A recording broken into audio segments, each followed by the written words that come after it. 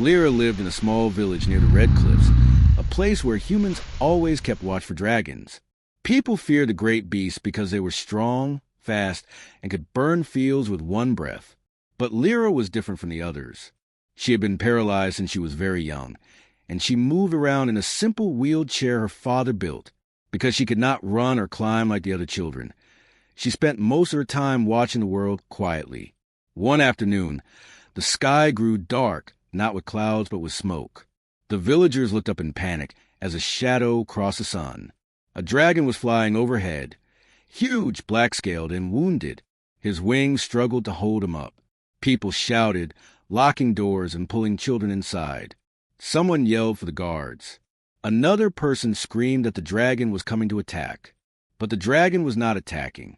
He was falling. With a loud crash, he hit the edge of the field outside the village.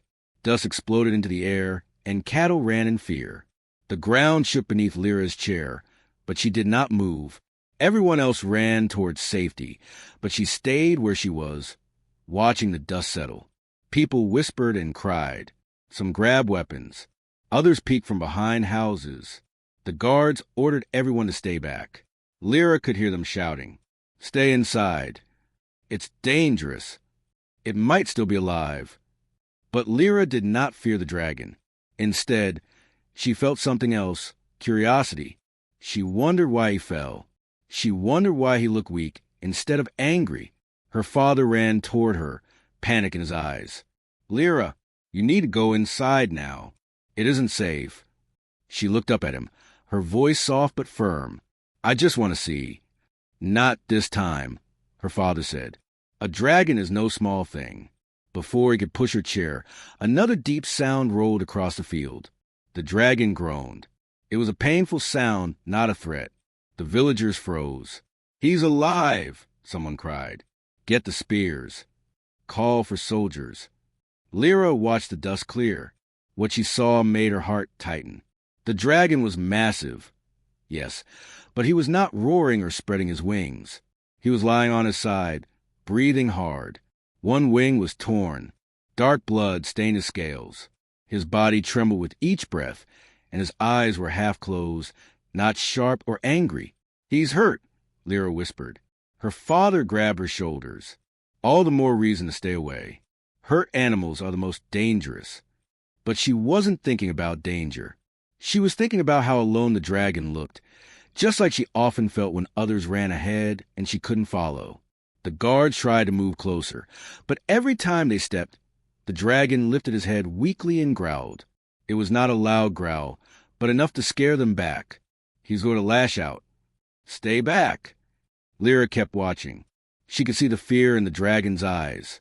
Not rage, fear. He was hurt, surrounded, and unable to stand. Something inside her pushed forward, a quiet voice in her heart that said, "He is scared, just like you sometimes are." Before anyone noticed, she turned her wheels and began moving toward the dragon. Her father gasped, "Lyra, no!" People shouted, but she kept going. The grass brushed against her wheels. Her breath shook a little, but she did not stop. She knew she could not run if the dragon attacked. She knew she could not escape. But somehow, she felt he wouldn't hurt her. The dragon noticed her before anyone else did. His huge golden eye narrowed, focusing on the small girl rolling across the field. Guards pointed their weapons, ready to strike. But the dragon didn't rise. His body was too weak. Lyra stopped a few steps away from his face. She could hear his breathing, heavy and uneven. She lifted her hand slowly, showing she meant no harm. "It's okay," she whispered. "You're hurt, aren't you?" The dragon blinked slowly. His eyes softened just a little. Behind her, the guards shouted warnings. "Lyra, get back. Move away. Child, stop." Her father called out, trembling, "Please come back." But Lyra did not look away from the dragon. She continued speaking softly. "You're not here to hurt us. You fell, didn't you? You're tired." The dragon let out a low sound, almost like a tired sigh. He lowered his head slightly, as if he understood. He no longer tried to growl. Instead, he watched her with calm, careful eyes. Lyra reached into the small pouch tied to her chair. She pulled out a cloth full of water her father had given her earlier. With slow movements, she lifted the cloth. "I can help just a little," she said. The dragon did not move. He didn't pull back or threaten her. Instead, he allowed her to wipe the dust and blood from the side of his face. His breath eased slightly, the tension in his jaw relaxing. The villagers stared in shock. No one knew what to say. The most feared dragon in the region was letting a paralyzed girl touch him. The wind grew still. The world felt quiet around them. Lyra worked gently, her hands trembling but steady enough. She felt the dragon's warm breath brush against her arm. She felt how tired he was. She felt no fear, only calm and a strange sense of connection. The dragon closed his eyes briefly, as if resting for the first time since he crashed. Her father slowly walked closer, still shaking. "Lyra, come back to us." "Just a moment," she whispered. No one expected this. Not the guards. Not the villagers. Certainly not the dragon himself. But in that quiet moment, something new began.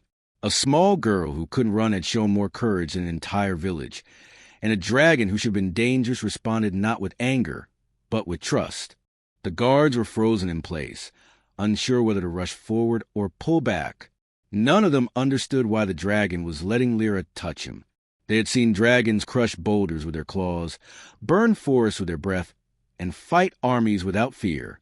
But now, one of the strongest creatures they feared was lying quietly before a small girl in a simple chair. Lyra continued wiping the dragon's face with the damp cloth. She could feel his warm breath on her hands. His scales were rough but warm, like sun-heated stone. He watched her with one golden eye, calm and almost gentle. Every breath he released seemed to relax him a little more. Behind her, her father stepped closer with slow, shaking steps. "Lyra, you must stop now. You've helped enough. Come back before he changes his mind." But Lyra shook her head. "He won't hurt me." Her father looked at the dragon's sharp teeth and giant claws. "How can you be so sure?" "He would have done it already," she whispered. The guards tried again to warn her. "Lyra, move back. It's too risky." But Lyra didn't move. She lifted the cloth again and gently wiped away a streak of blood near the dragon's mouth. The dragon let out a soft rumble. Not a threat, but almost a grateful sound. Then something happened that made everyone gasp. The dragon moved, very slowly. He shifted his head closer to Lyra. His huge snout came within inches of her legs. Her father's heart nearly stopped. The guards lifted their spears. But the dragon didn't attack. He lowered his head onto the ground near her chair, like he was trusting her even more, like he wanted to rest close to her. Lyra's eyes softened. "You're tired. You just want to rest." The dragon blinked once, slowly. His large body relaxed into grass. The guards lowered their weapons in confusion. One guard whispered, "This doesn't make sense. Dragons don't act like this." Another guard replied, "They don't act like this with us." More villagers gathered at the edge of the field, too scared to come close, but too curious to look away. Lyra noticed a large wound on the dragon's shoulder. It was deep, still bleeding. She lifted the cloth again, but it was already soaked with dirt and blood. "I need clean water," she murmured. Her father stepped back. "Lyra, you're not going near that wound. It's too close to his claws." But she didn't back down. "He needs help." A moment of silence passed. The dragon looked weak again, his breath shallow. Her father hesitated. Then he turned to the nearest guard. "Get a bucket. Now!" The guard looked shocked. "Sir, are you serious?" "Yes," her father said firmly. "If we don't help, the dragon may die. And if he dies here, the Dragon Empire may think we killed him." That thought made the guards pale. No one wanted to start a war. They ran to fetch clean water, bandages, and anything else they could find. Lyra sat by the dragon, calming him with soft words. "It's okay. People are nervous. They'll help you too. Just rest." The dragon breathed out slowly, almost like a sigh. He kept his head near her chair, trusting her completely. When the guards returned with buckets of water, they stopped several steps away. None dare go closer. But the dragon lifted his head slightly and looked at them, not with anger, just warning. He didn't trust them yet. Lyra understood. She held out her hand to the guards. "Give it to me?" "You!" One muttered. "It's too dangerous." "He trusts me," she said simply. The guards exchanged nervous looks, then slowly set the bucket near a chair and stepped back quickly. Lyra soaked a fresh cloth in the bucket and gently pressed it around the wound on the dragon's shoulder. His body tensed for a moment, then relaxed again. He allowed her to clean the blood, even though it must have hurt. She worked slowly and carefully, not wanting to cause him more pain. Her father stood close enough to grab her if something went wrong, but he stayed silent, watching with a mixture of fear and awe. "You're doing well," Lyra whispered to the dragon. "Just a little more." The dragon made a soft, deep sound. It almost sounded like a quiet answer. People could not believe what they were seeing. A creature feared by armies was letting a human child clean his wounds. No guard would have dared. No adult would have tried. But Lyra did. One villager whispered, "This girl is braver than all of us." Another replied, "Well, the dragon sees something we don't." Lyra finished cleaning the wound and pressed a simple bandage her father handed her. The dragon stayed still the whole time. After she finished, she leaned back in her chair and let out a small breath. "There," she said softly. "That should help." The dragon lowered his head again, closer to her. He gently touched the edge of her chair with the tip of his snout. It was a very small touch for him, but very careful, almost like a thank you. Her father stepped back in shock. He understands you." "No," Lyra said quietly. "He trusts me." The dragon closed his eyes and rested at last.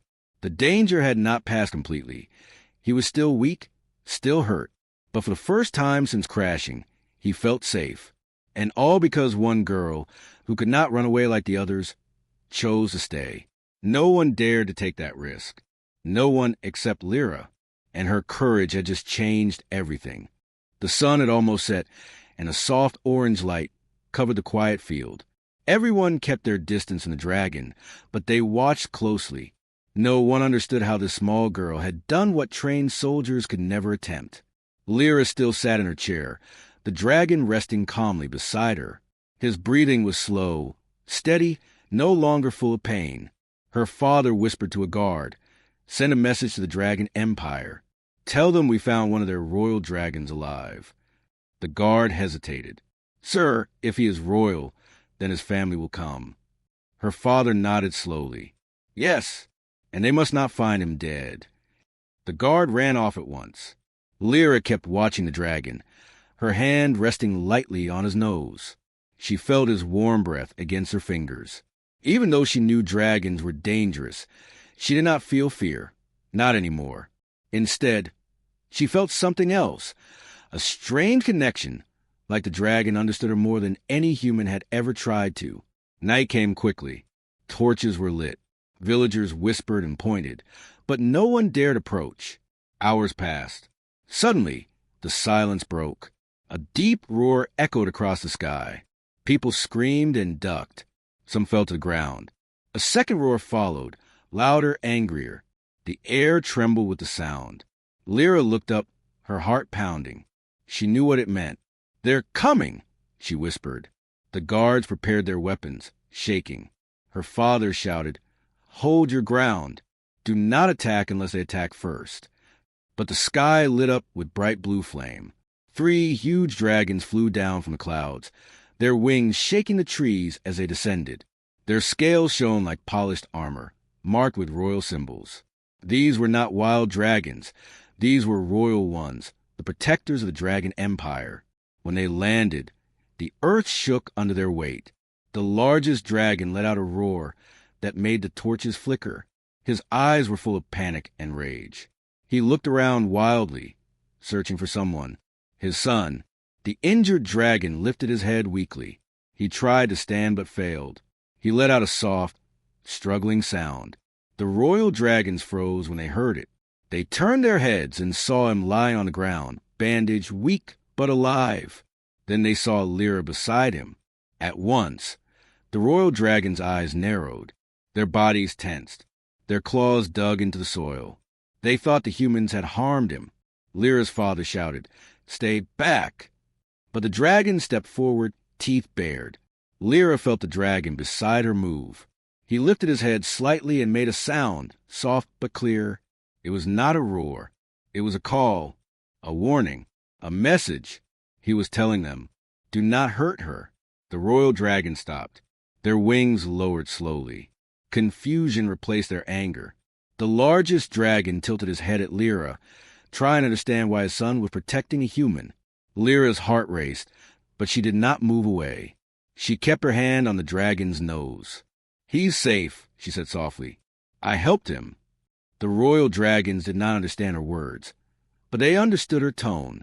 They listened to their injured prince breathe calmly beside her. For a moment, no one spoke. No one moved. Then, the largest royal dragon lowered his giant head, bringing his golden eyes close to Lyra. He sniffed the air around her, checking for danger. His warm breath blew through her hair. She wanted to run, but she didn't. She stayed still. The dragon leaned in closer. His sharp eyes focused on the bandages on his son's body, then on the bucket of clean water, then on the cloth in her hand. His expression changed. First confusion, then realization, then something softer. The villagers held their breath. They had never seen dragons show gentle emotion before. The royal dragon let out a deep, low sound, a sound of respect. He understood. Lyra had saved his son. Very slowly, he bowed his head to her. Everyone gasped. Humans had bowed to dragons for centuries. But a royal dragon bowing to a human child? That was a miracle no one had ever imagined. Lyra blinked in surprise. "You trust me too?" The giant dragon lifted his head again, meeting her eyes. He did not roar. He did not threaten. He simply watched her with a calm, powerful silence. Two worlds, human and dragon, finally saw the same truth. A girl and a dragon had formed a bond that should have been impossible. The injured dragon moved again, trying to rise. His father stepped closer to help, lifting him gently with his wing. The young dragon leaned against him. But before leaving, he touched his nose to Lyra's shoulder in one last quiet thank you. Lyra felt tears gather in her eyes. "You'll be okay now," she whispered. The royal dragons opened their wings, preparing to fly. But before leaving, the largest dragon gave Lyra one more long look, deep, full of meaning, a promise. Lyra didn't understand it yet, but the dragons did. This girl would be important. This girl had changed their world, and they would not forget her. As the royal dragons lifted into the night sky, carrying the injured prince with them, the villagers stood frozen, staring at the empty sky where the miracle had just happened. Two worlds had just discovered a connection, and Lyra was at the center of it. The days after the dragons left were filled with fear and confusion. The villagers whispered to one another, always looking at the sky, expecting the dragons to return at any moment. Some people said the dragons would come to reward them. Others said the dragons would come to punish them. Lyra sat by her window, thinking about the young dragon she had saved. She wondered if he was healing well. She wondered if he remembered her. But most of all, she wondered what the royal dragons had meant when they bowed to her. Her father tried to act calm, but even he could not hide his worry. One evening, he gathered the village elders. "We must be ready," he said. "The dragons know our faces. They know our home. We must hope they come in peace, but we cannot ignore the danger." The elders nodded slowly, but Lyra shook her head. "They won't hurt us," she said quietly. "They know I helped him." Her father placed a hand on her shoulder. "Lyra, dragons do not think like humans. Even if the young one trusts you, the Empire may think differently." Lyra looked down, unsure. For several days, nothing happened. Life tried to return to normal, but the tension never left. Then, on the seventh day, everything changed. A storm gathered above the village. Not a normal storm, but a strange one. The clouds twisted in a circular pattern, glowing faintly with blue light. The air became heavy. The wind stopped, and then the light broke open. A giant dragon ship descended from the sky. It was not a ship that floated on water. This was a sky vessel made by the Dragon Empire, a mix of magic and metal. It hovered above a village like a silent mountain. Villagers ran into their homes, but Lyra stayed outside, trembling but curious. The bottom of the ship opened, and a group of royal dragons flew down. Their scales shone in the stormlight. Their eyes burned with purpose. At the front stood the largest dragon, the father the young dragon Lyra had saved. He landed in the center of the village square, crushing the stone ground beneath his claws. A deep voice filled the air, not spoken with words, but sent straight into the minds of the villagers. Human child stepped forward. Lyra felt her heart stop. She looked at her father, who shook his head quickly. No, stay back. But the dragon repeated, Child, come. The villagers moved aside, creating a path. Lyra's wheelchair rolled slowly over the uneven dirt as her father pushed her forward. He whispered, Stay calm. Say nothing unless they speak to you. They stopped in front of the great dragon. His eyes glowed softly as he studied her. His voice echoed again in their minds. You are the one who touched my son. Lyra nodded, her voice small. I helped him. A rumble spread through the group of dragons. None interrupted, but they watched closely. The royal father spoke again. Your actions have reached the Empire. Your kindness has been seen. But many in the Empire question your intent. Some believe you meant to trap him. Some believe you harmed him first. The villagers gasped in fear. Lyra stared up, shocked. No, I would never hurt him. I know, the dragon said, but our laws demand judgment. The word judgment sent cold fear through everyone listening. 3 other royal dragons stepped forward. They formed a circle around Lyra, her father, and the largest dragon. Their presence was heavy, like the air itself had grown thicker. The lead dragon lowered his massive head until his nose was only an arm's length away from Lyra. Child, he said, why did you approach a wounded dragon when even adults ran from danger? Lyra swallowed hard. Her hands shook, but she spoke the truth. Because he was alone. Because he was scared. I know what it feels like to be scared and alone. The dragons exchanged glances. Their eyes softened slightly, but the judgment was not finished. The father's voice echoed again. Why did you risk your life? You cannot run. You cannot defend yourself. Why did you choose danger? Lyra looked down at her hands. Everyone thinks being weak means I can do nothing, but I wanted to help someone. Even if I couldn't walk, my heart could still move. A soft sound came from behind the royals, a familiar chirping rumble. The young dragon stepped forward. He was still bandaged, but he stood tall. His eyes were bright and confident. He moved carefully until he stood beside his father. He placed one wing over Lyra's shoulder, not touching, but close enough to show the world that she was under protection. The villagers gasped. Even the royal dragons were startled. The young dragon made a series of soft growls and clicks, speaking in his own language. The royal father listened. Then, slowly, he nodded. The prince speaks, the father said. He says you saved his life not once, but twice. First with your compassion, and then with your courage. The father looked over the humans, then back at his son. He says you're his friend. His words echoed to the silent village. A friend of a royal dragon prince. The father straightened, then addressed all humans present. Then the judgment is made. The villagers tensed. The dragon lowered his head in a deep, respectful bow. Your child is declared innocent. More than that, she is honored. Lyra's father nearly fell to his knees in relief. The dragons all bowed their heads as a sign of acceptance. Conflict had come. Judgment had been passed. And a human girl had been found worthy. The young dragon stepped forward again and touched his nose to Lyra's hand, a clear signal of trust. This judgment did not create fear. It created something new, respect. The sky ship stayed above the village for many days, but this time the air was not filled with fear. Instead, it was filled with curiosity, hope, and a strange new peace. The villagers no longer hid in their homes. They gathered outside to watch the dragons fly, walk, and speak with their calm, powerful voices. And at the center of it all was Lyra. Everything had changed because of her choice. A simple act of kindness had created something far bigger than anyone expected. Every morning, the young dragon prince visited her. He would land gently beside her home, folding his wings carefully so the wind didn't knock things over. He always lowered his head so she could pat his warm scales. He had a name, but it was impossible for humans to pronounce. So he told her that she could call him Rin, a soft sound that matched one of the symbols in his real name. Rin stayed close to her every day. He listened when she talked about stars and books and her dreams of moving freely again. He even tried to imitate the sound of her laughter, which came out as a strange, crackling rumble that made her giggle harder. The royal dragons watched these daily meetings with interest.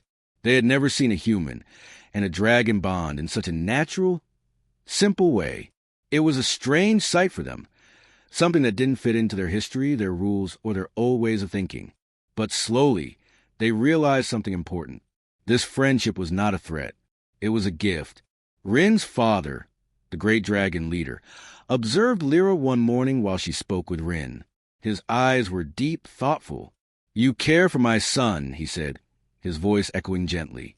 Lyra nodded. "And he cares for me." The leader lowered his head slightly. This bond, it may change the future of our two worlds.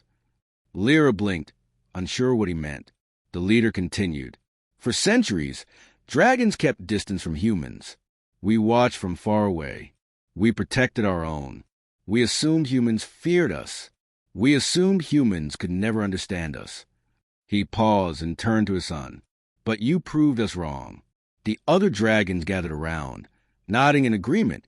Their glittering eyes softened when they looked at the young girl, who could not run, yet had shown more bravery than most warriors. Soon after, humans from nearby villages and towns heard about the royal dragon's arrival. They traveled to see it for themselves. Some came out of fear, others out of curiosity, but all were shocked when they learned the truth. A human girl had been honored by dragons. Word reached even further, reaching human leaders, scientist groups, and eventually Earth's planetary council. The entire world was talking about Lyra and Rin. One day, a group of human diplomats arrived. They wanted to speak with the dragons, to understand why they had come and what they wanted.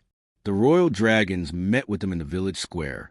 Rin stood proudly beside Lyra, refusing to move any further away.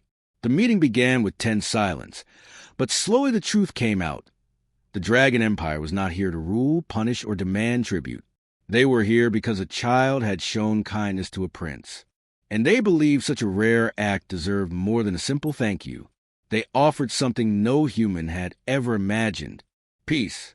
Real peace. Not a treaty forced by fear or power, but a bridge built from something simple: care. As days passed, the dragons shared their knowledge. They taught humans about star routes, healing crystals, and their ancient ways. In return, humans shared their tools, machines, and technology. Lyra watched everything with wide eyes. She didn't know it, but she had become a symbol, a living proof that one small act could change the direction of a whole future. One evening, Rin approached her with something new in his claws, a crystal shaped like a small, glowing seed. He placed it softly in her hands. "For you," he said in a mix of growl and words. She stared at it, confused. "What is it?" Rin looked proud. "A gift of my people. A crystal of healing, not for wounds of the body, but for paths of the future." His father stepped closer. "This crystal will not make you walk again today, but it will help our healers work with your body. It will open doors that were closed." Lyra felt her breath catch. "Will I walk again one day?" she whispered. The leader nodded slowly. "If you choose to try." Her father placed a hand on her shoulder, tears in his eyes. "Lyra, this is a chance we never dreamed of." The villagers cheered. The dragons lifted their heads and released a soft roar that sounded like wind moving through mountains. A celebration began that night. Humans danced. Dragons circled above, glowing under the stars. Lanterns filled the sky with warm light. Everyone laughed and sang. In the middle of it all, Lyra sat beside Rin, watching the world she helped shape. She knew she was still the same girl who could not run, but now her name was known across worlds. She had a dragon prince as her friend. She had a future filled with possibilities. And she had changed something far greater than she ever imagined. She had changed the path between two species. The bond between a girl who couldn't walk and a dragon who once lay wounded had rewritten history. A bond built on kindness. A bond that would guide the future. A bond that would last beyond their lifetimes. Lyra smiled up at Rin, and he smiled back in his dragon way, eyes bright, wings trembling softly with joy.